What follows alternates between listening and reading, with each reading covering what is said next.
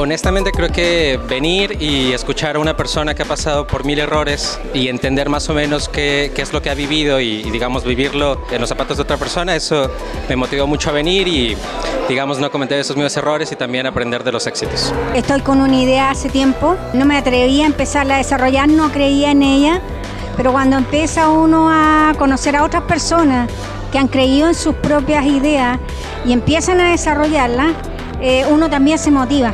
El motivo más importante que me tiene presente en este evento es poder aclararme qué es realmente la innovación y hacia dónde va, con ejemplos concretos como el caso de Gabriel. Interactuar con otros emprendedores para poder aprender de otros posibles mentores que podamos encontrar en este círculo.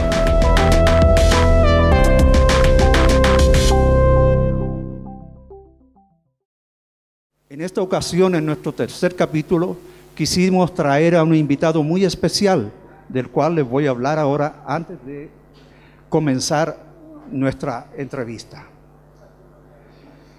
Él es Gabriel Gurevich, que ya tomó asiento, aunque no lo había hecho pasar, pero muy bien. Esa es la gracia, que tenemos estas libertades que podemos darles en estos eventos.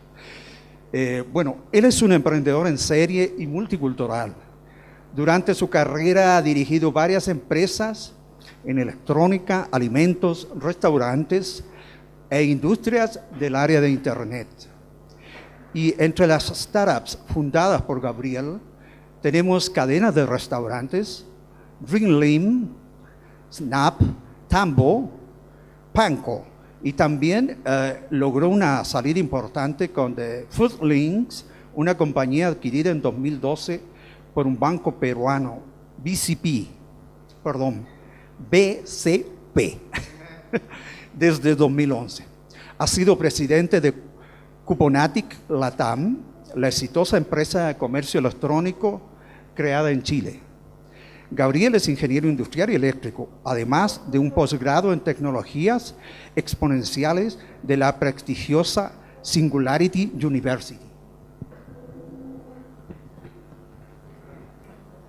Su carrera siempre ha estado vinculada al mundo de la tecnología y la innovación, siendo su primer trabajo en Intel en California, un punto de inflexión desde donde comienza a desarrollar su visión de cómo impactar y acelerar el desarrollo de nuevos negocios y contribuir al crecimiento de las economías de la TAM, mediante el fomento de la aparición de startups apalancadas en el mundo digital y otras tecnologías emergentes.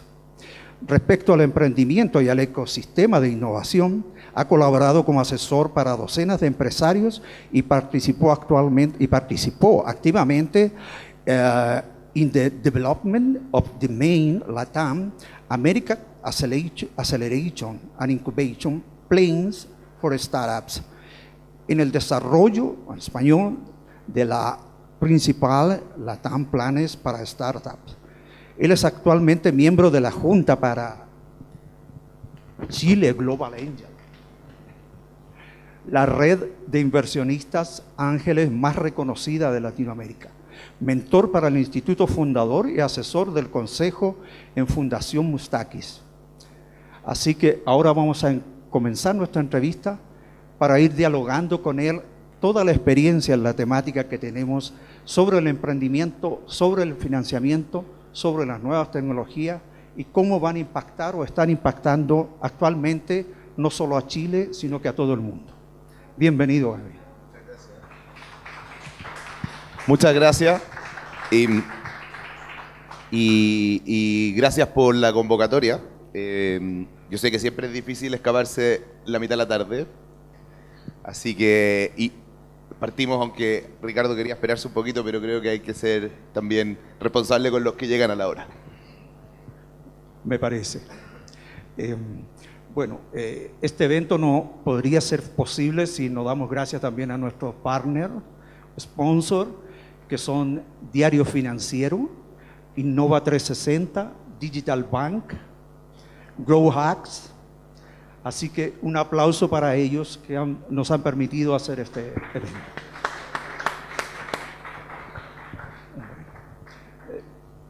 Gabriel. Y la cerveza. Perdón. Sorry. Cerveza Cross. Muy buena cerveza que han disfrutado todos. Gracias, Cristian. Gran emprendimiento. Sí, gran emprendimiento, sí. Que sacarse el gorro. Es verdad. Ok, bueno. Gabriel, ¿cuál fue tu razón principal para emprender en tus inicios? Creo que es una pregunta que puede ser muy típica, pero dependiendo de la experiencia del entrevistado, creo que es crucial. Mira, es casi tragicómica la historia. Yo tuve la oportunidad de estudiar una carrera buena en una buena universidad de harto prestigio y probablemente considerada la mejor escuela de ingeniería de Chile, la Universidad Católica. Seguramente hay algunos de la Chile que van a decir la segunda mejor. Pero lo increíble es que entre el año 96 y 2002, que fueron los años que yo estuve en la universidad, 6 años, escuchaba básicamente que de aquí iban a salir los próximos gerentes de las grandes compañías de Chile, el banco, la línea aérea, la compañía de seguros, etc. Pero nunca escuché que de aquí iban a salir gente que iba a cambiar el mundo. Es más, la palabra emprendedor nunca la escuché en la universidad. Curiosamente, cuando yo estaba terminando la universidad, el año 2002, Intel estuvo muy cerca de poner una oficina y una planta en Chile. La época de Ricardo Lago, que finalmente nos ganó Costa Rica ahí en la pulsada. Exacto. Y se puso en Costa Rica. Pero yo, siendo estudiante de ingeniería eléctrica, dije, si es que esto llegase a pasar, van a necesitar ingenieros, así que yo voy a mandar mi currículum en intel.com, el botón Jobs Online, y les hice esta misma apreciación. Soy un ingeniero a punto de titularse, chileno, ustedes probablemente se van a instalar acá, yo quiero trabajar con ustedes. Y después de varios meses y de entrevistas telefónicas, me llegó un contrato para trabajar en Silicon Valley, en un área de Intel, en un cubículo de este tamaño, pero Silicon Valley al fin y al cabo. Y por el doble del entry salary al que un ingeniero eléctrico de la época podía aspirar en Chile. Por lo tanto, fui. Y después de 1 año y medio tuve la oportunidad de seguir en Intel, pero en otro país, en Costa Rica y no en Chile. Lo más importante que me ocurrió ese año y medio es que yo conocí a unos cabros iguales que yo, chascones, camisa o polera afuera, con un PowerPoint, un Excel, y se sentaban en el Starbucks con otro gallo que lo llamaban inversionista. Y ellos se hacían llamar entrepreneurs. Yo nunca había escuchado esa palabra. Nunca había escuchado esa palabra. Y me empecé a dar cuenta que era gente que tenía la misma preparación que yo, que no necesariamente venían de familias millonarias, por lo tanto tenían por delante todo el tiempo en la vida para perder y no hacerse, digamos, de un oficio o trabajo. Okay. Y que la gran diferencia que tenían entonces es que ellos querían cambiar el mundo y no ser el gerente del banco. Y yo me enamoré de eso. Y ese es mi tipping point. Volví a Chile, me junté con 2 compañeros en la universidad, les dije que yo quería ser Steve Jobs, pero acá en Chile, y empezamos un negocio de electrónica que hasta el día de hoy tenemos y es una compañía que ya pasó de categoría startup a una compañía vieja, digamos, de 15, 16 años de antigüedad. Wow. Entonces te diría que es tragicómico darse cuenta que en los arbores de Internet, en nuestro país, y probablemente en las escuelas más conectadas con el mundo de la tecnología y los negocios, durante 6 años, nadie le haya dicho a todas esas camadas de alumnos que existía una industria, un oficio, un área de la economía, llámalo como quieran, que se llamaba el emprendimiento. Cuando yo comencé esta primera startup, 2002, y con esto termino para que pasemos a otra pregunta, no existía el Capital Semilla Corfo, eso nació en el 2005. No existían las incubadoras ni las aceleradoras. No existían los fondos de inversión de ángeles ni VC, nada. Microempresa. Era claro, nosotros no emprendimos, nosotros hicimos un negocio. No había ni lenguaje para hablar de emprendimiento. Y estamos hablando del año 2002, 2003, cuando ya había sido el crash de las .com en Estados Unidos. Y donde empieza entonces a marcarse este gap que hoy día nos tiene atrás, por decirlo suave. Oye, Gabriel, también basado en esa misma experiencia, ¿qué problemas tuviste en los inicios sabiendo que un emprendedor es persona, es familia y tiene un equipo. Mira, no quiero caer en los lugares comunes porque yo creo que todos los que han emprendido tienen experiencias que son equivalentes, no iguales, pero por lo menos en la parte emocional muy parecida. Por lo tanto, dejando de lado todo lo típico, no tener flujo de caja, no sé. Yo te diría que hubo dos cosas que fueron especialmente difíciles. Lo primero era la incredulidad de plantear siquiera la posibilidad de construir una compañía de hardware electrónico made in Chile.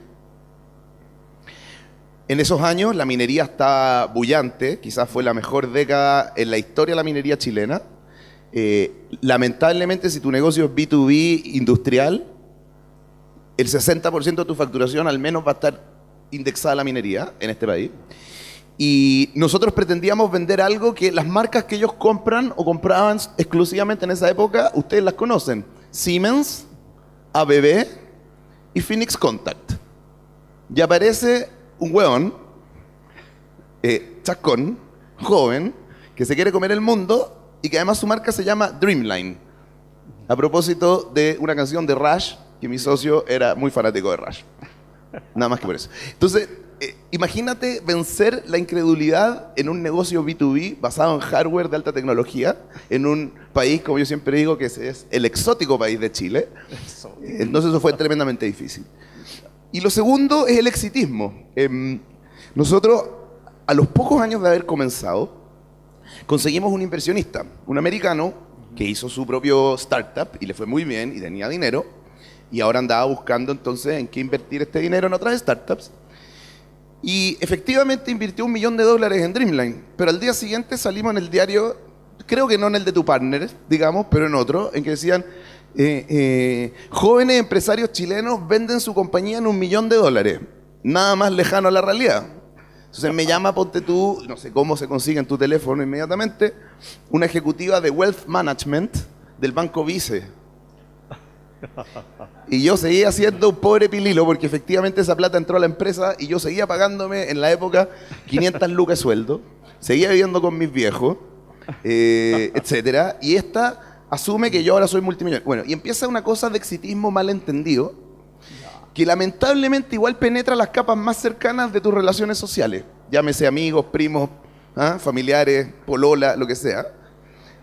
Y cuando pasan los años, uno lo mira para atrás y era lo más idiota, porque lamentablemente también se te mete a ti. Y emprendedor exitoso o emprendedor exitista es emprendedor fracasado. Indudablemente. Y a partir de eso, Gabriel, ¿qué otros proyectos entonces, basados en esa expertise y esa experiencia, pudiste desarrollar? Bueno, yo partí como decía, en esto del hardware y la electrónica y he transitado hacia distintos negocios muy variados. No en todos yo he sido el cabeza de serie o el emprendedor, el hardcore emprendedor, por ejemplo, en los restaurantes. La razón de fondo es que un amigo de toda la vida, que tenía 14 años de experiencia trabajando como empleado en la industria gastronómica, quería independizarse y después de hincharme las pelotas por 1 año y medio me convenció de que pusiéramos un restaurante.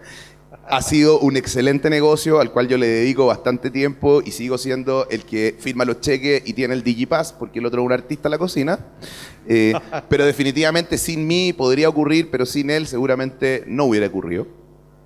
Y así también me enamoré del problema tecnológico, si ustedes quieren, de frontera, después de pasar por Singularity en 2013. Y he estado en el fondo tratando de traer a valor presente lo que hoy día una empresa real de carne y hueso, como digo yo, en Chile, que probablemente vende átomos y no electrones, puede aprovechar de Big Data, puede aprovechar de Machine Learning, puede aprovechar de etcétera. Porque no hay que, y esta es una reflexión quizás que me adelanto a alguna pregunta, pero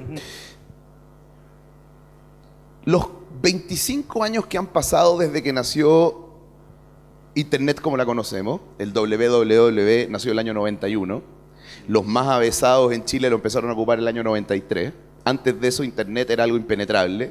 Mi viejo, que está aquí presente, académico, tenía acceso a una cosa que se llamaba Gopher para bucear en las bibliotecas del Congreso americano, en la biblioteca. Nunca llegaba ya al contenido. Había otro software, todo esto era en la línea de Unix, que se llamaba Finger, creo, y IRC, y eso era Internet, era un pedazo de inservibilidad para el usuario promedio, llamémoslo así. Nace entonces el 91 el WWE, el año 93 probablemente los primeros y más avesados nos metimos online a través de Mosaic y después de Netscape y después de Explorer, ¿no? Y lo que hoy día llamamos tecnología no es tecnología. Estos últimos 25 años, cuando alguien le dice que está en la industria tecnológica, en realidad lo que está diciendo es que está en la industria del TI. Es más, en estos últimos 25 años, vámonos a otras áreas del conocimiento técnico, llámese la ingeniería mecánica, la física, la ingeniería química, y no ha ocurrido lo que ha ocurrido en el TI en términos de desarrollo. No sé si comparten eso. De hecho, fue una muy buena decisión haber estudiado ingeniería eléctrica o alguna carrera computina estos últimos 25 años. Pero estamos en un punto borde muy interesante, porque yo creo que estos primeros 25 años de la Internet como la conocemos, el valor y la mayor cantidad de cerebros y recursos ha estado en el B2C, en crear plataformas digitales online para que el usuario final tenga frictionless en absolutamente todo lo que hace. Y los hemos ido logrando. Pero yo creo que hoy, y de aquí en más, el nuevo Google no va a estar en el B2C, va a estar en el B2B. Y va a estar probablemente relacionado con tecnologías que son más complejas, que están en el borde de el Internet de las cosas, con M2M, con Machine Learning, con etc.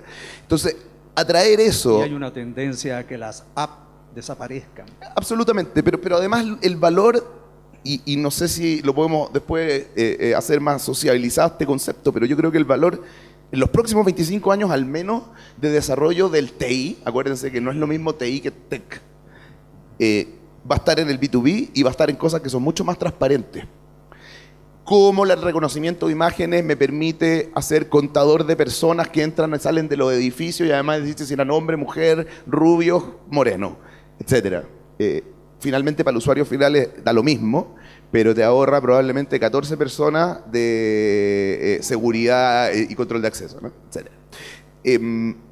Y que eso ocurra antes, o llamémoslo más antes, en el lugar donde yo estoy hoy.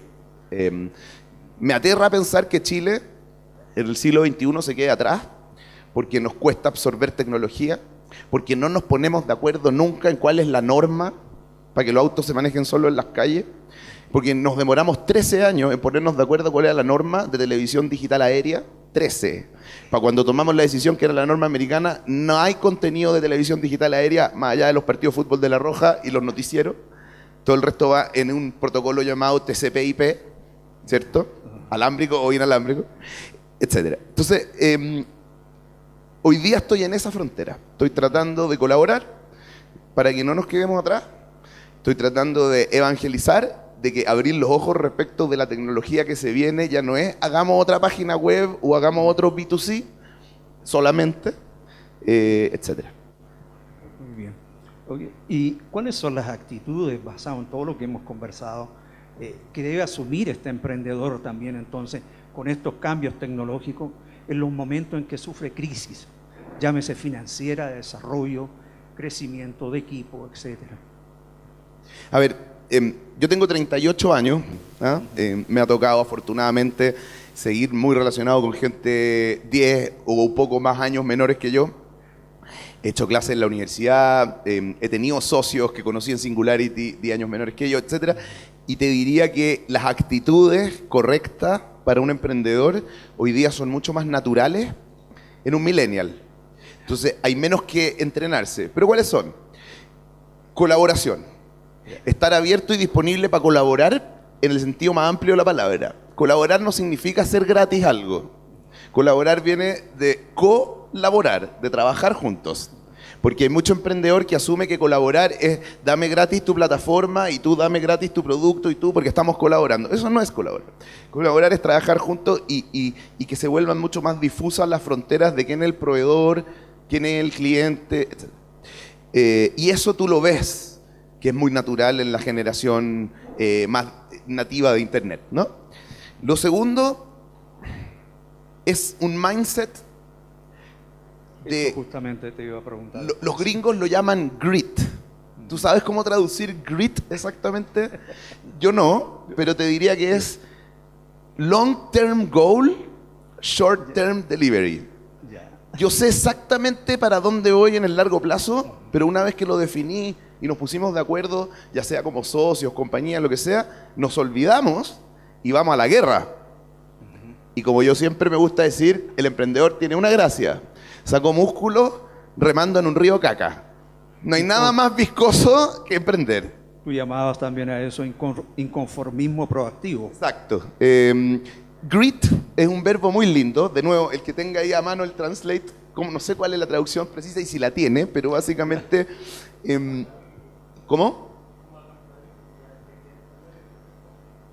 No, claro, pero grit es ese concepto. Es que en el fondo todas tus acciones están motivadas por un gran objetivo y que normalmente es de mediano o largo plazo. Pero tú no lo tienes que estar recordando mentalmente todos los días. La otra forma en que yo lo explico es una canción de Serú Girán, un grupo de Charlie, que se llama La Vereda del Sol.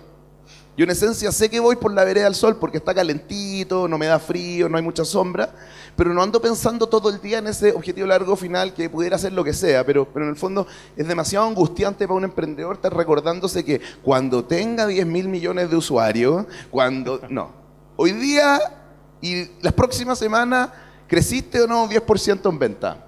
Porque hagan el ejercicio del interés compuesto. Si durante un año tú creces 10% en ventas semanalmente, creciste como 2 órdenes de magnitud más o menos. Multiplicaste por 100 tu empresa. Entonces, olvídate y solamente mídete si esta semana doblaste la venta, la multiplicaste por 1,5, lo que sea. Y el inconformismo proactivo, yo creo que fue la primera vez que le puse un nombre a esto. Por lo demás, hace poquito estaba conversando con parte de tu equipo, alguien que trabaja con Iván Vera, y creo que nació en una conversa con Iván, que el que trataba de entender qué teníamos los emprendedores de especial. Y yo te diría que es un motor adentro que te impulsa a hacer cosas. Y yo lo llamo el inconformismo productivo. Porque uno puede ser un inconformista que se dedica a, digamos, a encontrarle ciperos a todo y a todos, y finalmente no hace nada. Y solamente se queda en el inconformismo que genera bilis o karma. Y hay otra forma de entenderlo, que es el inconformismo proactivo. Porque no me gustan como son las cosas, yo voy a avanzar. O porque me doy cuenta que son todos unos pesados, qué sé yo voy a encontrar entonces un programador en Bulgaria, historia real, y llegamos a tener un equipo de 8 software developers sentados en Sofía, la capital de Bulgaria. Porque simplemente en Chile o querían cobrar el triple con la mitad del delivery o conocimiento, o no te hacían llegar la cotización para desarrollarte un pedazo de software.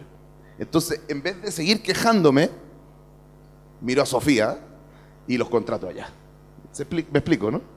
Y entonces yo te diría que por ahí va el estado de ánimo del emprendedor. Hay una similitud o tal vez diferencia entre el terco y el obsesivo emprendedor.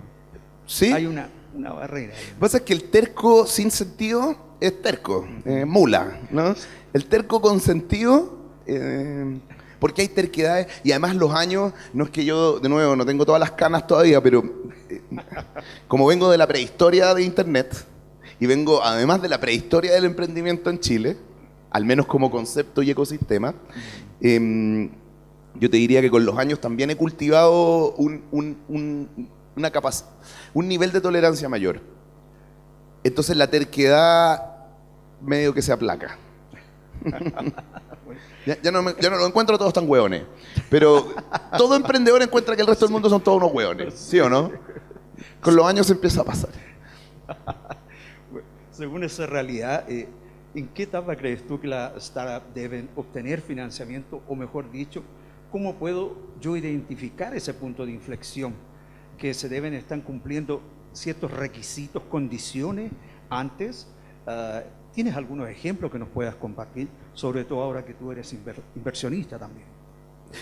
Tu pregunta es muy buena, pero tengo que hacer el disclosure de que no tiene una respuesta única. Cada proyecto tiene su particularidad y su momento de cuándo levantar, cuándo. Pero déjeme contarle una historia muy reciente que yo creo que ejemplifica lo que hoy día yo creo que es lo más acertado para un emprendimiento. Y yo te diría que es una mezclita entre el clásico bootstrap y la capacidad de anticiparte por etapa. Entonces, esta es una compañía, voy a dar el nombre, fundada por un chileno y un holandés. Ambos viven en Chile. Son dos emprendedores novatos en el emprendimiento, pero tienen 40 y pocos años, por lo tanto tenían una trayectoria empresarial o como uno ingeniero, el otro diseñador industrial. Y tenían un producto que se ha estado vendiendo hace 1 año y medio. El 85% de las ventas ocurren en Estados Unidos, el resto en Chile. Todo es muy online y esta compañía, son ellos dos, sentados en sus respectivas casas, en el exótico país de Chile, Providencia y Chicureo, y todo ocurre externalizado con buenos proveedores en Estados Unidos. Todo ocurre desde el momento, esto tiene electrónica y tiene un case, es un gran refrigerador hidropónico, la compañía se llama Cloudponics. Y la han hecho a pulso. Y habían vendido, cuando yo los conocí por ahí en septiembre del año pasado, 250 máquinas de $2.600 cada una en el lapso de 1 año y medio. Lo cual a mí me parece un éxito por el P por Q, ¿no? O sea, no es lo mismo vender 250 unidades de algo que vale $2.600 que vender 250 unidades de chicle a peso. Ya. Y me gustó mucho cómo ellos encaraban el emprendimiento. O sea, bootstrap al infinito y más allá, externalización de todo, porque no tenemos ni un costo fijo, más que nuestra propia necesidad para comer en la casa, ambos tienen familia. Entonces, y ese es el segundo elemento. Ellos no tienen todo el tiempo que perder, están corriendo contra el reloj. Cuando recibieron plata, porque pasaron por Startup Chile, no decidieron dedicarse en un 70% de su tiempo a mejorar el pitch y a ir a más meetups, y solo el 30% de su tiempo a vender lo que hacen y conseguir clientes, sino que el 70% de su tiempo a fabricar el producto y venderlo y el 30% a eventualmente. Entonces, se veían muy topados y estaban levantando $1 millón. Emprendedores, ¿no? Porque tenían buena historia, un track record, pero en el fondo para crecer necesitaban varias cosas. Pero yo empecé a conversar con ellos y un día les dije, pásame la analítica de tu página web, porque finalmente esto llega por Google, por Amazon, por redes sociales, y así la compra online. Y resulta que el 70% de los que apretaban Buy Now, o sea, un comprador, desistía de comprar. Y yo miro esto y me espanto. Le digo, ¿cómo puede ser que en el último paso del funnel se te fugue el 70% de las ventas? Bueno, es que lo que pasa es que cuando tú me compras, en realidad yo te cobro hoy día un 10% del valor de la máquina y recién en 2 meses más, cuando voy a hacerte el delivery, te cobro el resto. Un producto que además, si ustedes lo piensan, es una compra muy impulsiva. Entonces, yo les digo como, ok, hagamos una cosa. Mi tesis es la siguiente. Si tú tuvieras stock y tú entregas same day delivery o si pasado las 2 de la tarde overnight, mi tesis es que tus ventas se van a multiplicar al infinito y más allá. Y ellos me dijeron, bueno, eventualmente sí. Le digo, es obvio que sí, si el 70% de tu venta se fuga por cómo tenías estructurado tu propuesta de valor, que es malo el delivery. Entonces yo no quiero invertir en tu compañía, les dije, yo quiero comprarte 50 máquinas, pero guárdatelas en stock y véndelas. Finalmente firmé un papel convertible, todas estas hueadas dan lo mismo. Algún día puedo hacerlo equity o ellos me van a devolver mis dólares más un 15% de interés anual. No creo que ocurra lo segundo porque vamos re bien. Pero yo pagué de mi tarjeta de crédito las luces LED, yo pagué de mi tarjeta de crédito las electrónicas, yo pagué de mi tarjeta de crédito el fabricante del mueble, porque no quería que se lo gastaran ni en sueldo, ni en deudas para atrás, ni en más viaje a feria. Y esa es la forma en que hoy día estoy encarando la necesidad de financiamiento de una startup. Dame lo suficiente para llegar a un hito razonable, en el caso de ellos, vender 50 máquinas al mes. Yo hice el aporte de dinero a finales de febrero, en marzo vendimos 30 máquinas, a $2.600, son casi $100.000, y vamos a llegar antes de junio a las 50. Y yo les dije, vengo a estar con ellos, ¿eh?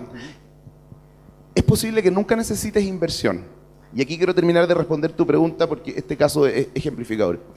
Si la venta que te entra completa al día que vendiste la máquina, Stripe, que es el operador de tarjeta de crédito de ellos, te la paga en T+2, o sea, 2 días después, eventualmente el mismo flujo del negocio te va a permitir contratar al segundo compadre de Customer Support, hacer stock de nuevo, etc. Y te olvidaste de la ronda del $1.000.000. Entonces, y aquí voy a dar la receta más general. Primero, emprendedor o equipo emprendedor atípico. Para mí lo típico es el que está en Startup Chile, el cabro que en vez de emplearse saliendo de la universidad se levantó 40 palos, entonces vive los próximos 2 años como universitario con 40 palos y va a tomar todas las chelas del mundo y qué sé yo, pero no termina de amojonar. Segundo, un equipo que entienda el valor del bootstrapping, no por la etapa 1, sino que para siempre, porque cuando un bootstrapper crece, no necesita inversionista y no soltó un solo dólar de equity. Y tercero, alguien que me aguante, porque en la relación de un pequeño empresario que puso unas pocas lucas que alguna vez se ganó y que te exige juntarte 2 veces a la semana por 1 hora o una vez por 2 horas, algunos se vuelven locos. Sale a patada, te devuelvo tu plata. Entonces, yo creo que el mejor momento para levantar inversiones nunca. Creo que la luca está en alguien que es un stakeholder tuyo, pero que no se llama inversionista, se llama cliente. El principal. Hoy día, con cualquiera de estas plataformas que ustedes bien conocen, Indiegogo, Kickstarter, Brota, etc., tú incluso puedes prevender. Por lo tanto, yo lo encuentro más digno, mucho más lindo, decirte, págame hoy, que te entrego en 6 meses. Págame hoy, qué sé yo, porque ese es un inversionista. Te quiso creer y te pasó plata. Basado en eso, entonces, ¿qué recomiendas? Porque aquí tenemos presentes y también en nuestra web bastantes jóvenes que están iniciando proyectos. De hecho, aquí hay varios presentes que se han ganado un primer financiamiento. Pero, ¿cuáles serían tus recomendaciones, entonces, basado en ese ejemplo que nos has dado, que es muy clarificador? Mira, hay 2 problemas como prácticos, yo creo. El primero es que, claro, uno escucha mucho esta declaración de como, si me gano el Corfo, emprendo. Yo, por definición, si algún día administrara las platas de Corfo, a ese weón nunca le daría plata. Claro, porque es una situación tremendamente cómoda y resulta que esa plata es de todos los chilenos. Entonces, yo creo que hay gente que se la podría ganar mejor, o sea, se la podría invertir mejor y ya. Pero digamos que ya estás en la situación de que te tomaste el riesgo de dejar la pega o ya te llegó la plata de Corfo o la ronda que sea de financiamiento. Lo primero es atender que la plata que recibiste, por mucho que sea regalo y nunca la vas a tener que pagar, es plata cara. Todos han tenido que hacer rendición a la Corfo. Entonces yo siempre digo que es la plata regalada más cara que me han regalado. Es carísimo, pues, la cantidad de horas. Entonces me lo pensaría bien. ¿A qué me amarra? ¿Cuánta capacidad de gestión encima de esa plata regalada necesito? Y tercero, ¿hasta dónde me lleva? Porque muchos proyectos no llegan ni a la esquina con esa plata, pero entonces se le empiezan a gastar a goteo. Y mira lo que le pasa al inversionista. Cuando tú te das cuenta que gran parte de la plata que pusiste se la están gastando en housing, o sea, yo estoy alimentando la industria del real estate, no la industria del emprendimiento y la innovación tecnológica, pues. Y tú empiezas a mirar las declaraciones de rendición de todas las platas regaladas y te das cuenta que son housing, alimentación y transporte en un 60%. ¿Sí o no? Entonces, ten la patudez de ir a pedirle plata a alguien con nombre y apellido y no al papá Estado y dile que el 60% es tu presupuesto de sustentación para los próximos 24 meses. Entonces yo te diría, ándate a vivir a un lugar muy barato para que bajemos eso al 15, 20% y el resto gastémoslo en el negocio. De hecho, por eso creo que los próximos grandes startups no van a nacer en San Francisco.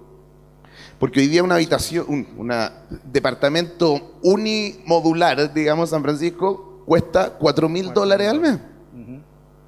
Y en Austin, que no es un mal polo de emprendimiento, cuesta $2,000. ¿Sí, no?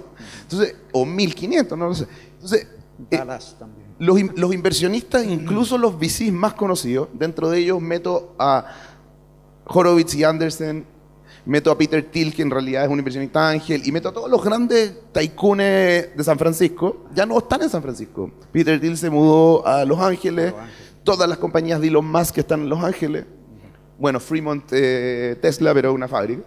Y finalmente te das cuenta que esto geográficamente se empezó a expandir porque llegaron al momento inelástico de eficiencia.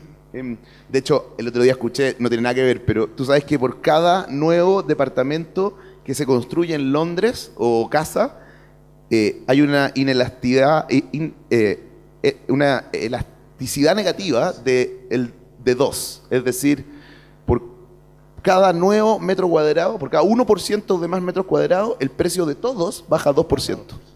O sea, la capacidad colectiva de crear valor en el real estate londinense se está yendo para atrás. Cada vez que alguien vende una nueva propiedad, todos caemos. Bueno, la analogía es la misma en estos grandes polos de emprendimiento.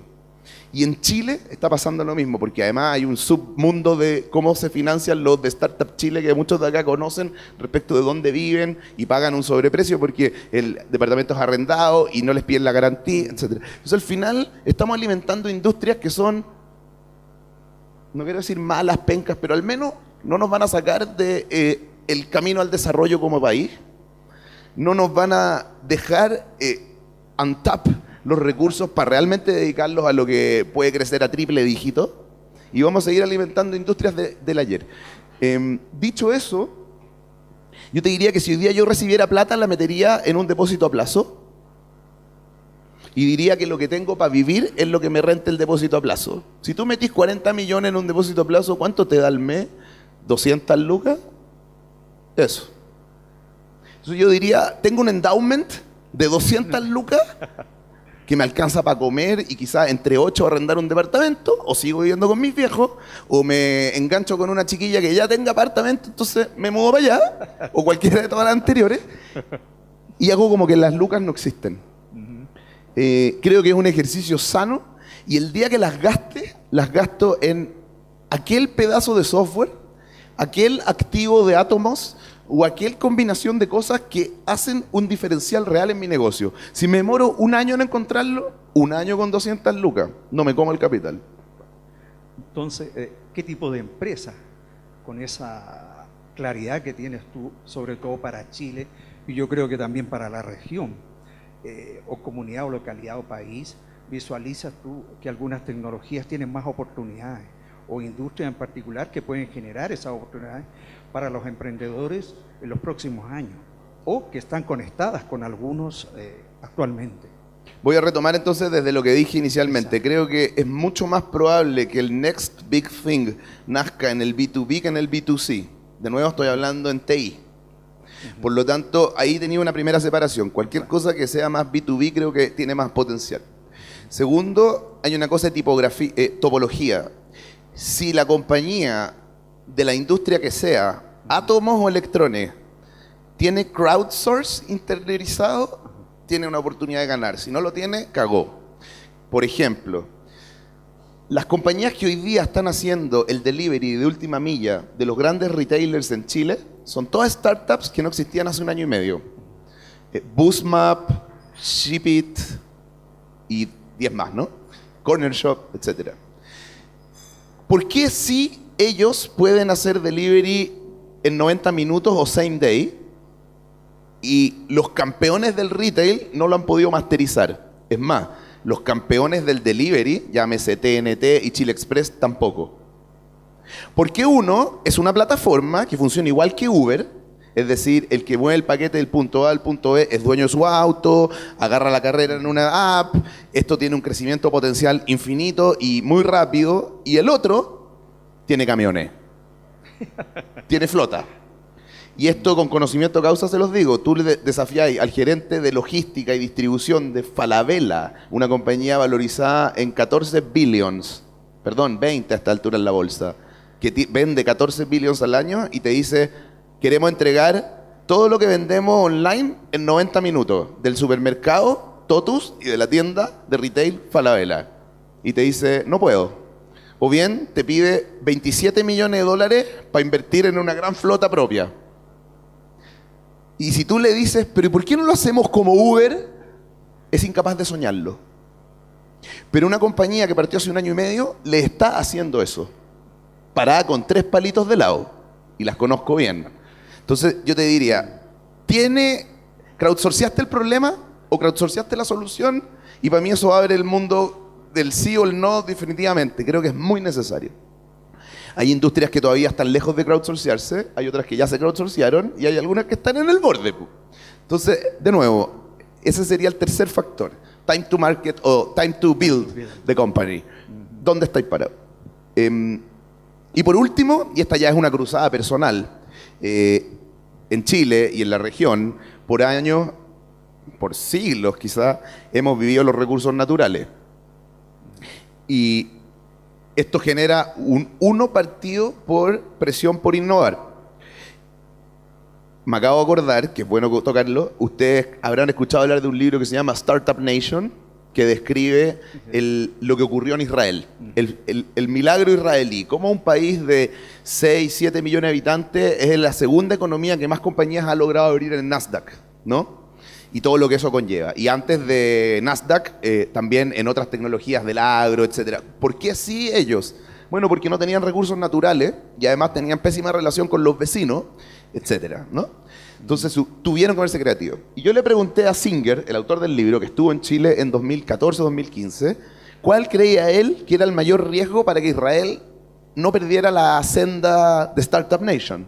Y me dijo, en ese año se había descubierto en las costas israelíes un bolsón de gas natural del tamaño de un, no sé, muy grande, ¿no? De hecho, ¿se acuerdan cuando Lula decía que esto demuestra una vez más que Dios es brasilero cuando encontraron el bolsón de gas brasilero? Esto era como la misma historia. Y él me dice, ese es el principal riesgo para que Israel pierda el punch. Esa hegemonía. Y a nosotros nos ha pasado eso. Por lo tanto, lo más alejado posible de los recursos naturales.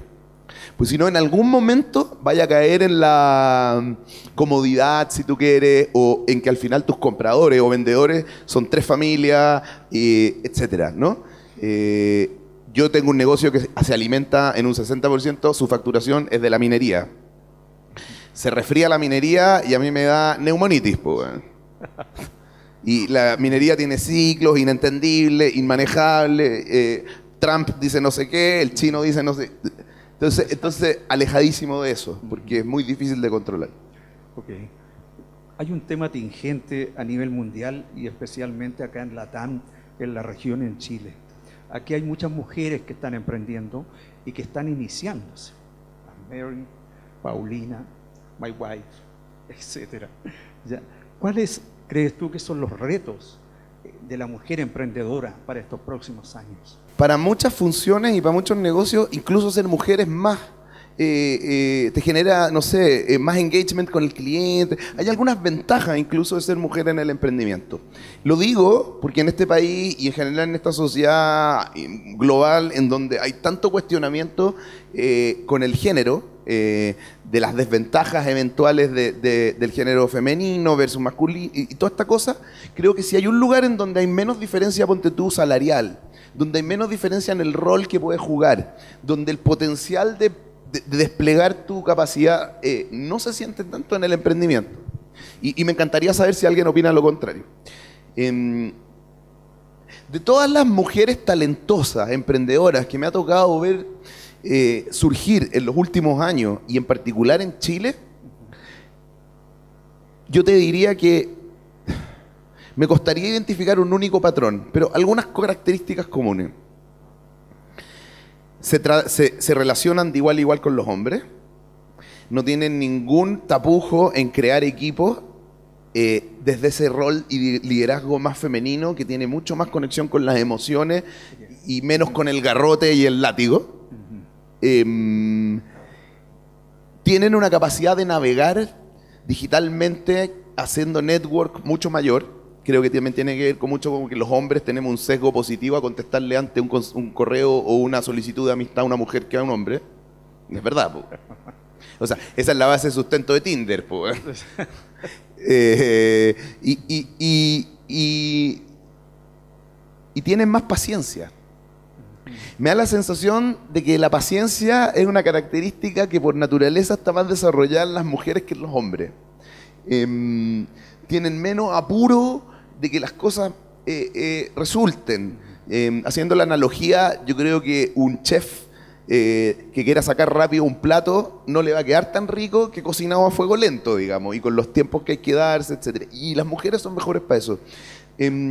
Como desafío, yo creo que tienen todavía menos llegada, menos acceso, menos apertura al mundo del financiamiento bancario, por ejemplo.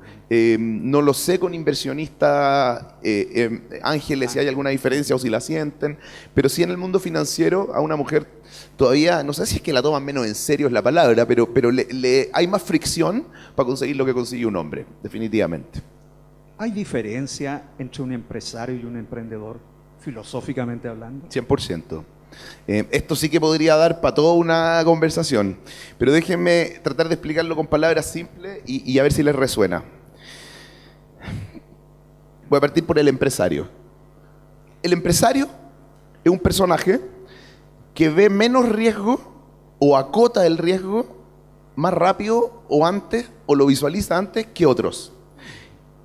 Un ejemplo espectacular que no le resultó muy bien, pero un gran empresario chileno, Álvaro Sayé, identificó hace unos años que todavía existía la posibilidad de meterse en la industria de los supermercados y construir el trillizo. Acuérdense que Chile es chico, entonces solo caben tres farmacias, 3 retailers, 3 supermercados, 3 AFPs que tienen el 90% del mercado, trillizo.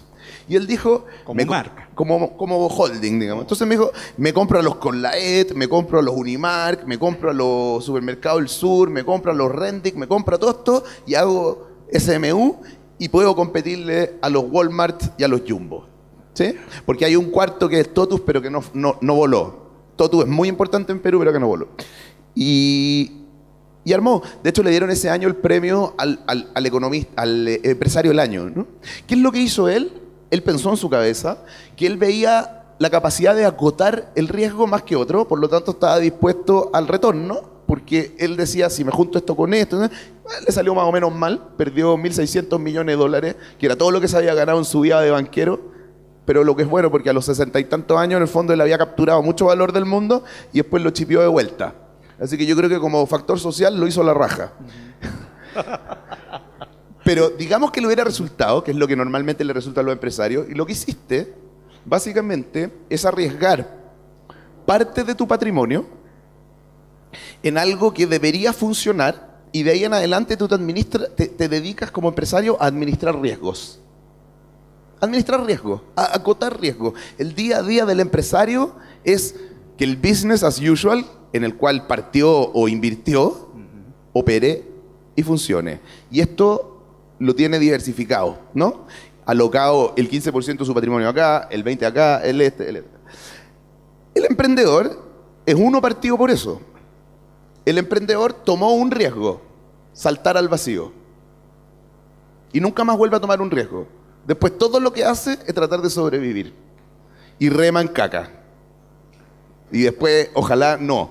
Pero básicamente tú tomaste un riesgo. No andas por la vida tomando riesgos. Tomaste el primero. Te decidiste a hacer una locura increíble. Saltar de un avión sin paracaídas, bucear sin tanque de oxígeno, ocupen la metáfora que quieran. Pero tomaron un riesgo. Que fue dejarlo todo por esta idea que te apasiona. Y de ahí en adelante, malabarismo, miles de técnicas, digamos, que podríamos discutir, pero esa es la diferencia, somos animales de jaulas diferentes. Mucha gente me dice que el emprendedor con trayectoria y patrimonio se vuelve empresario. Yo creo que no todos, muchos, pero no todos. Yo tengo trayectoria, algo de patrimonio y sigo siendo emprendedor y no empresario. Y mi negocio no está en mejorar el 2% en los costos, crecer el 5% la venta, administrar equipos humanos para que hagan la pega, con harto látigo. No, yo no hago eso, casi nunca. Aquí en Chile se quejan mucho los emprendedores de que las startups o emprendimientos que florecen o logran desarrollarse, escalar fuera de Chile, porque Chile es un mercado chico, ya, cosa que no estoy de acuerdo, que hay países europeos muy chicos que tienen startups globales. Una de las dificultades que ellos ven, dicen, sí, pero las que triunfan son resultados de un Harvard, un McKinsey, cualquier consultora que se asocia para emprender con ellos. ¿Estás de acuerdo tú con esa definición y que solo esas pueden triunfar y escalar? Yo he visto que en Argentina hay 3 que han podido escalar sin ese tipo de profesionales. O sea, el comentario es, el talento que hay en esa startup es de clase global y por eso les resulta. Eso es el comentario que hay de... Estoy de acuerdo. Lo que pasa es que en mi concepción del mundo, ese talento de clase global no necesariamente viene de Harvard o de McKinsey o de Stanford. Yo creo que eso es un sesgo. Y es un sesgo porque es una receta que ha funcionado. Entonces el inversionista trata de irse por el menor riesgo. O sea, el negocio del inversionista es asegurarse de que va a haber retorno a la inversión. Entonces si tú me decís, tengo 2 equipos, estos compadres estudiaron en la Universidad de Cúcuta y estos otros son doctor y máster de Stanford, como que hay un sesgo de entrada en pensar que el equipo de Stanford es mejor. Y eso es porque hasta ahora, los primeros 25 años de este mundo tech, yo te podría haber dicho, y no me hubiera equivocado, el año 2008, ¿di tú? ¿Dónde van a hacer el nuevo Google? Y yo te hubiera dicho, dibuja un radio de 10 millas en torno a Palo Alto y te apuesto que sale ahí. Y no me hubiera equivocado. Fue Facebook, etc. No me hubiera equivocado. De ahora en más, es lógico que el capital fluya desde el mundo desarrollado, donde los potenciales de crecimiento para negocios conocidos y no nuevas startups o innovaciones está indexado al crecimiento de la economía, 2%, 3% en el mejor, hacia el mundo en desarrollo, donde los problemas todavía generan oportunidades de rentar el 15, el 20 o el 300%. Por lo tanto, hoy día, si tú me decís que el negocio es, voy a dar uno que es real y es bonito el ejemplo, y antes tengo que hacer una como aclaración. ¿Qué nivel de dinero creen ustedes que hay en Latinoamérica enterrado en asfalto? En caminos, puentes, carreteras, etcétera. Latinoamérica se comenzó a rutar, digamos, a asfaltar por ahí en los 1940 y hasta el día de hoy estamos en eso. Son trillones y trillones y trillones de dólares. Ningún país podría, digamos, bancárselo. Bueno, África no ha ocurrido aquello. Todavía en África todos los inviernos 1 billón de personas que aisladas. Se cortan los caminos, se salen los ríos, etcétera, y no podéis llegarles con alimentos, remedios, lo que sea. Pregunta, ¿ustedes creen que África va a repetir exactamente lo que ocurrió en Latinoamérica? O sea, 50 años de asfaltamiento. ¿O creen que la distribución crítica de alimentos, medicina, qué sé yo, para la temporada de los monzones o de las lluvias va a ser más bien basada en el aire a través de drones u otras tecnologías? Les doy un antecedente. África nunca se cableó telefónicamente y a pesar de eso, hoy día hay 1 billón de teléfonos funcionando y está absolutamente comunicada. Se saltaron la tecnología de hace no sé cuántos años porque llegaron tarde, digamos. Entonces hoy día pasan 2 cosas. El señor Sacir o el señor OHL o el señor Odebrecht antes de irse preso, está tratando de a ganarse contratos y convencer a los gobiernos africanos de que hay que asfaltar. Y tú dirías, puta, si te lo dice el guan que se asfaltó todo Latinoamérica, como que cacha, apostemos en este emprendimiento, asfaltemos África. Y después llega un cabro que nació en, no sé, Kenia, en la frontera con Somalia, que conoció, porque lo vio en YouTube, la tecnología de los drones, y empezó a experimentar con una pequeña empresa que se dedicaba a ir desde la farmacia a los pueblos con los remedios. ¿Y por qué no invertiría? ¿Por qué no apostarías tú? Entonces, de nuevo, el talento local. con mirada global, que conoce, está inmerso y le duele la problemática puntual, me parece que es la combinación de talento que yo buscaría hoy día. Por esta explicación larga, perdonen, pero Sí, que totalmente ya de no acuerdo. es el que las cosas avanzan demasiado rápido. Sí creo que cuando Latinoamérica empezó a asfaltarse, miró a Estados Unidos, entendió el modelo, encontró a los personajes y empezaron a replicar lo que llamamos los emprendedores el business as usual. Pero hoy día con las tecnologías exponenciales y la velocidad con que avanza todo, eso no sería una buena técnica a futuro. Gracias, Gabriel. En lo personal, si tuvieras una oportunidad de pedir 3 deseos basados en todo lo que hemos conversado, ¿qué te dirías?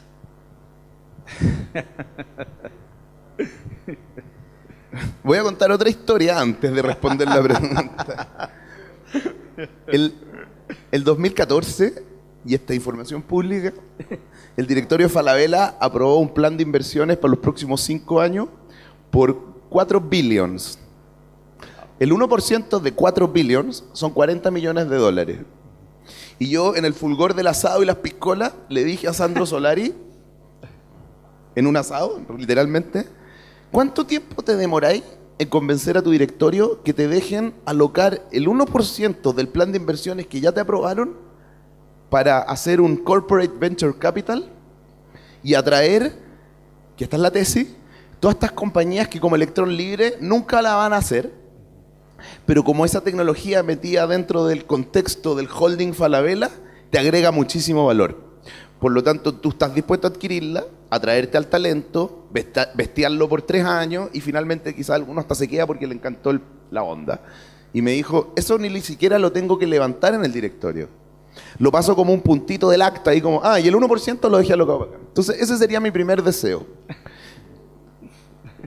De verdad. Y lo voy a poner en un bonito. Que nazca el Corporate Venture Capital en Latinoamérica ayer. Porque dinamiza todo. Lo interesante del Corporate Venture Capital es que es capaz de valorizar a un proyecto tecnológico, a una startup, desde una mirada que es diferente a la startup valiéndose sola en el mercado abierto.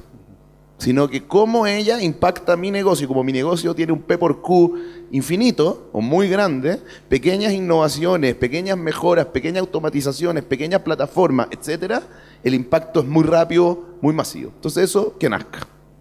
Segundo deseo, me gustaría poder teletransportarme. Yo creo que el recurso o el activo escaso de un emprendedor es el tiempo. Yo hace años que le perdí miedo a las lucas en términos de que si no las tengo, pero la idea es buena, las lucas van a llegar.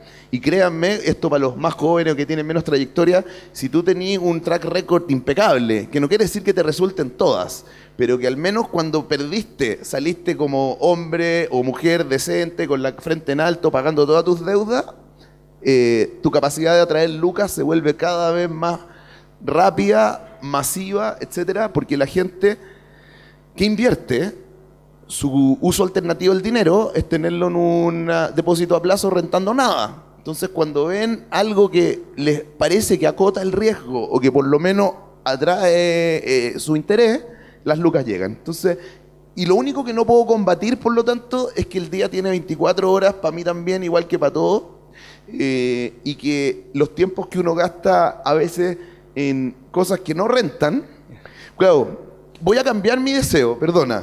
No quiero teletransportarme. Quiero que lleguen los autos que se manejan solos para tener uno que tenga una oficina arriba y poder aprovechar todos los tiempos de traslado en cosas interesantes. Y mi tercer deseo, eran 3, ¿no? Sí. Y mi tercer deseo, en el contexto de la conversación que estamos teniendo, yo te diría que tiene que ver con el impacto que hablé al principio. Si pudiéramos ponerlo en una fórmula, cada día que nos demoramos como país y como región en abrazar el cambio tecnológico, que no significa entenderlo. Yo no quiero que de acá todos sepamos exactamente qué es una red neuronal de 4 etapas. Pero de que cuando uno escucha cosas como la que yo escuché hace 2 días, con información dura de que hoy en la periferia de Internet, o sea, todos estos devices y no los data centers, hay más capacidad de procesamiento que en todos los data centers del mundo, nos pongamos un desafío de esa escala y digamos, bueno, ¿cómo hacemos un data center de periferia de Internet? Y aprovechamos que cuando tú estás durmiendo y tenías esto enchufado a la corriente y se está cargando, yo puedo usar tu procesador, y eso multiplicado por infinito, y pensemos que es posible. O pongo una más simple que se me había ocurrido a mí hace como un año y todavía no encuentro el emprendedor que lo quiera liderar. Tú pagáis internet 24 horas al día con un plan de Movistar que ocupáis hasta las 8 de la mañana y a partir de las 8 de la noche. Y todo lo que ocurre entre medio de esas 12 horas está botado a la basura, igual que el auto que tiene estacionado en el estacionamiento de la pega todo el día. Si yo te dijera que si tú te metís a mi plataforma online y me dais acceso a tu red Wi-Fi y te sale gratis el internet porque vamos a hacer una red on demand de gente que se mueve por la ciudad y que no necesita plan de internet para conectarse, sino que pagar 3.990 en un servicio de suscripción tipo Netflix para tener acceso a internet prácticamente en el 80% de la cuenca de Santiago, no se te aconchen los meados. ¿Qué quiero decir con esto? Sí, la capacidad de hacer proyectos de frontera, como yo hoy día ando promoviendo uno que se llama el Lithium Valley, que he puesto en 2 palabras, que la próxima Gigafactory esté en el norte de Chile, nos creamos capaces. ¿Y cómo se acelera el que se nos aconchen menos los meados? Esta es una discusión infinita, pero algunos dicen en Estonia, el día que todos sabían que habían 2 estonios que crearon Skype y que la vendieron en billions a Microsoft, entonces ese Bentley era de uno y la mansión en la punta del cerro era de otro, todos los menores de 35 años se declararon emprendedores. Ahora estoy haciendo pizza o manejando un taxi, pero yo soy emprendedor, estoy preparando mi proyecto, etc. Entonces, tenemos que generar algo que yo creo que es un cambio cultural para que no se nos aconchen los meados cuando alguien te dice, hagamos un proyecto de frontera tecnológica. Ok, muchas gracias, Gabriel. Ahora a los asistentes les quiero dar la palabra para hacerle unas 3 preguntas a Gabriel bien precisas. Gracias. Una pregunta. ¿En Chile tú consideras que es más fácil ser exitoso, al menos en términos económicos, en industrias tradicionales o en industrias más nuevas? Depende del horizonte de tiempo. Depende si necesitáis ser exitoso económicamente en 4 años o en 12, básicamente. Si necesitáis ser, o tu deseo es ser exitoso en 4, probablemente en industrias ya establecidas, conocidas. O sea, si tú ponís otro mini market en una buena locación, el payback es 1 año y medio. Si tú haces una plataforma para hacer internet sharing, el payback quizás son 12 años. Pero es infinitamente más grande. Entonces, toda una cosa horizonte. Es lo mismo, a mí me preguntan mucho, ¿qué hago con los bitcoins? Yo compré bitcoins el 2013, cuando estaba en Singularity, porque me hicieron una clase, ¿no? Y invertí $500 en bitcoins, me alcanzó para 6. Entonces, hace unos meses atrás yo tenía $120.000 potenciales. Hoy día tengo no sé cuánto, ya ni lo sigo. Y la gente me dice, ¿pero compro ahora que cayó? ¿No compro? Y yo digo, depende del horizonte. Yo te diría que hay un 80% de probabilidades de que los bitcoins no valgan nada. Hay un 20% de probabilidades que valgan mucho. Y en el compound de, ¿cómo se llama? En la probabilidad compuesta, la apuesta es buena. Si es que estás dispuesto a hacer un hold de una duración probable de toda tu vida. O 30 años. Es más, el bitcoin tiene una gracia. El Bitcoin y el oro son lo mismo. Piénsenlo. Nadie controla su producción. Se supone que tienen una cantidad limitada. Está indexado, perdón, no lo respalda ningún gobierno ni ningún emisor. Y está indexado a sí mismo. Y no a su valor intrínseco. ¿Pues cuál es el valor intrínseco del oro? Igual hay 8 trillones de dólares en oro guardados. Y los holders no lo van a soltar nunca, porque cuando se vayan a la cresta todas las monedas, ellos creen que están en el patrón oro, pero en realidad ¿cuánto vale el oro y para qué sirve? Es bien cuestionable. Entonces Bitcoin es lo mismo. O sea, no es una burbuja. El dinero es la única burbuja que no revienta. Piensen, ¿cuándo ha dejado de inflarse el dinero? La masa monetaria. Y no va a reventar. se va a distribuir diferente. Entonces, no sé por qué me fui a los bitcoins, perdón, pero creo que es todo una cuestión de horizonte. Y en eso no me puedo meter en tu cabeza. Yo creo que ahí ya empiezan a pesar planes de vida, aversiones al riesgo, etc. Eso. ¿Alguien más? Sí. ¿Qué cambio propondrías a nivel educacional en Chile para promover este ecosistema? Tu pregunta es increíblemente potente. Si hay una industria que le falta disrupción, es la educación. Es ridículo que la Universidad de Salamanca, que es la primera universidad moderna, si ustedes quieren, que cumplió 850 años el año pasado, si no me equivoco, es en esencia lo mismo que la Universidad de Chile, hace lo mismo, hace 850 años. No tiene ni un sentido que nos sigamos llamando alumnos, que viene del griego el no iluminado, porque te desafío a ir a cualquier clase de primero medio, en cualquier colegio de Chile, y los cabros están todos iluminados. Es decir, el acceso al conocimiento ya lo tienen en un pequeño device, ¿cierto? Por lo tanto, no tenéis que iluminarlo. Y la escasez de recursos cuando se creó el modelo educativo, si tú querís, de la revolución industrial, hay pocos maestros para muchos no iluminados. Entonces hagamos una clase de 40 contra 1 y que el gallo les explique para la masa, para el promedio de entendimiento de esos 40, que nunca es parejo, obviamente no son homogéneos. Por lo tanto, terminó en que repitan como lorito y el que tiene mejor capacidad de retención saca mejor nota. Estoy poniendo en burdo. Entonces, ¿cuál es el cambio en la educación? Yo te diría 3 cosas. Si hay algo importante que yo aprendí en mi vida, y que esto se lo debo a mi padre, que además está aquí presente, es pensamiento crítico. No quedarte con el primer pedazo de información que alguien te dio simplemente porque tiene tag de maestro, y tratar de encontrar 2, 3, 4 fuentes de conocimiento del mismo tema y crearte tu propia opinión, ¿sí? El pensamiento crítico, la mejor definición que leí alguna vez es la de Kant, para que la lean así exacta. Y ahí me acuerdo preguntas que yo le hacía a mi papá. Por ejemplo, a los 6 años íbamos en el auto camino al Garrobo y se metía una mosca por la ventana y la mosca no se iba contra el vidrio adelante. ¿Por qué la mosca no se...? Y mi viejo honestamente me dijo,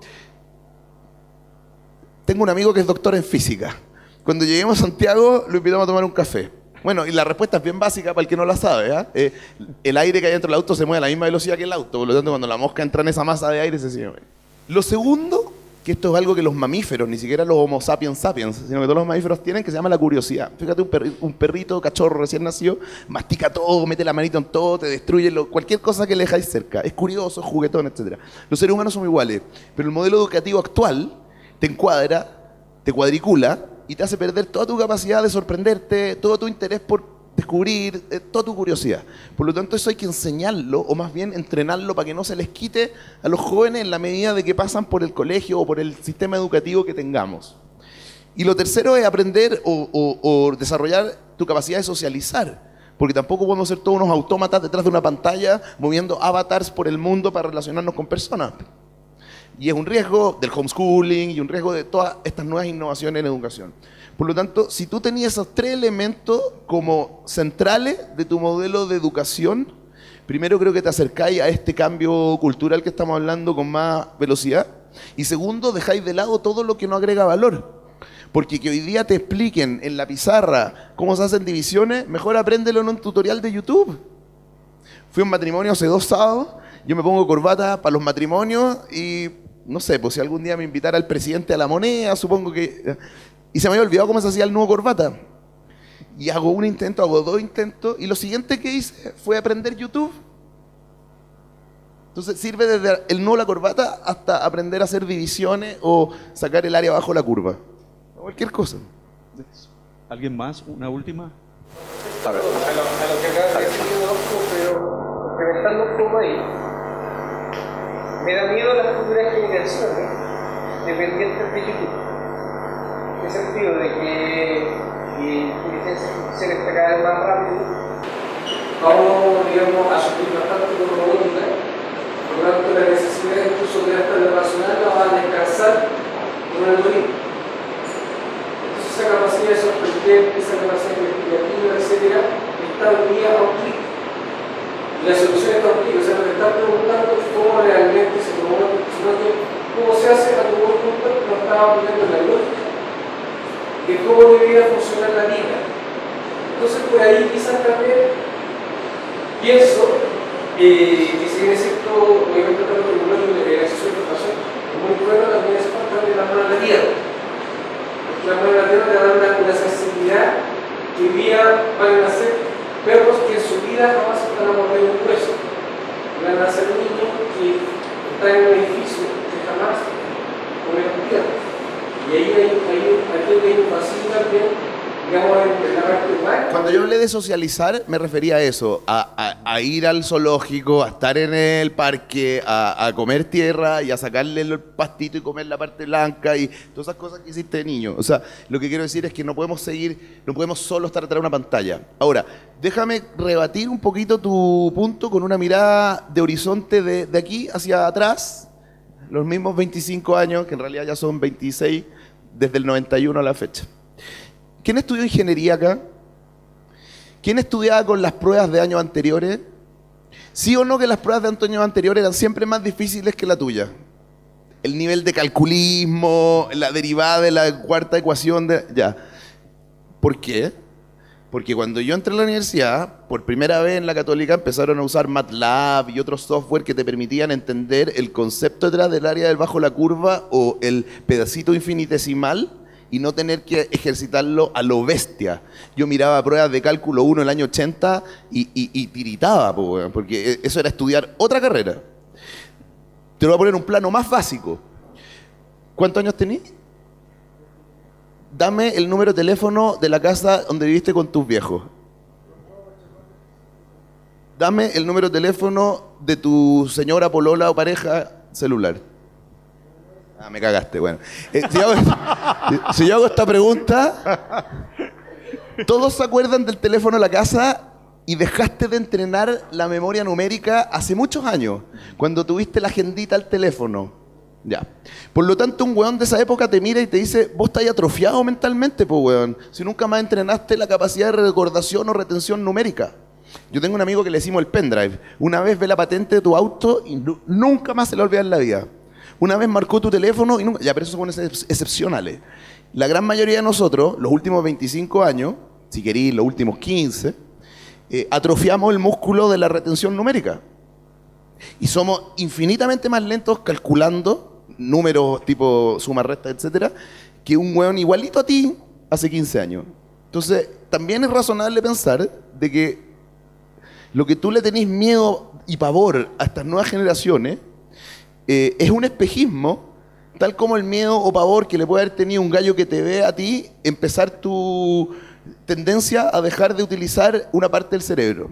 ¿Qué quiero decir con esto? Yo estoy convencido que en el minuto en que las máquinas vean patrones bien, tomen decisiones instantáneas por nosotros, todo lo que tú llamas machine learning y la automatización inducida por la inteligencia artificial, vamos a destapar áreas del cerebro que hoy día tenemos gastadas en eso, que ni conocemos, y vamos a desarrollar habilidades mentales que nos van a permitir hacer cosas que hoy día ni siquiera le tenemos nombre. ¿Estoy seguro? Ok, gracias. Una última pregunta esa. Perdona, ¿tú no te sentís más flojo que el weón que hace 25 años recordaba todos los números? Tú ocupáis la cabeza en otras cosas. Perdona. Que si estamos en el día a día, en la nueva tecnología y en la Big Data, ¿por qué nosotros como ciudadanos somos partícipes de este profit que se genera a través de este nuevo petróleo? Y eso es nuestra... Yo creo que sí profitamos, y profitamos más de lo que tú pensáis, y no te das cuenta. Pero para responderla con propiedad voy a tener que echarme de nuevo para atrás con una pequeña historia. El año 73 Nixon hizo una genialidad. Dejó el patrón oro y convenció al rey de Arabia Saudita, que en ese minuto era el principal y creo todavía productor de petróleo, de que todos los contratos de petróleo se hicieran en dólares. Y con eso indexó el dólar al petróleo. Por lo tanto, hoy día nosotros tenemos una economía basada en la energía. Y yo creo que eso va a seguir ocurriendo. La pregunta es ¿cuál es la nueva energía? ¿Sí? Podemos irnos a la filosofía profunda de esto, pero básicamente lo que estoy tratando de decir es que no es que se desindexó la riqueza de una, digamos, de un patrón, salió del oro y quedó flotando, sino que se indexó al petróleo. Por lo tanto, yo creo que esa nueva energía hay una alta probabilidad que sea no la data, sino que la capacidad de acumular, procesar y reconocer patrones de la data.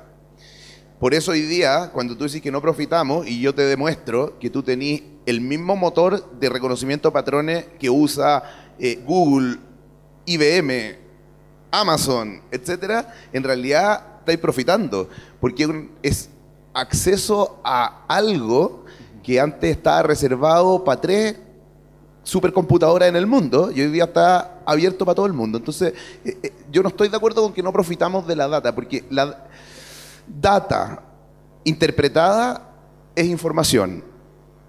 Información bien utilizada es inteligencia. ¿Sí? Entonces, ahí está el valor, ahí está el profit, y no en la data per se. Si tú no tuvieras acceso, como lo tenís, y todos lo tenemos, a poder aprovechar la data para transformarla en inteligencia y después en conocimiento, aceptaría tu visión media, esto es excluyente y es solo para los grandes ricos, etcétera. Pero eso no es cierto.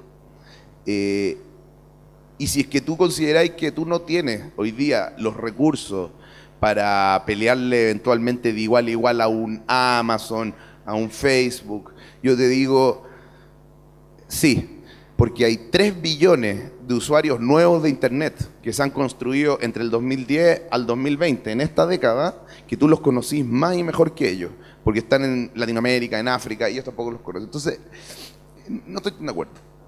Ok, démosle un gran aplauso a Gabriel por esta gran Muchas exposición gracias. que nos dio.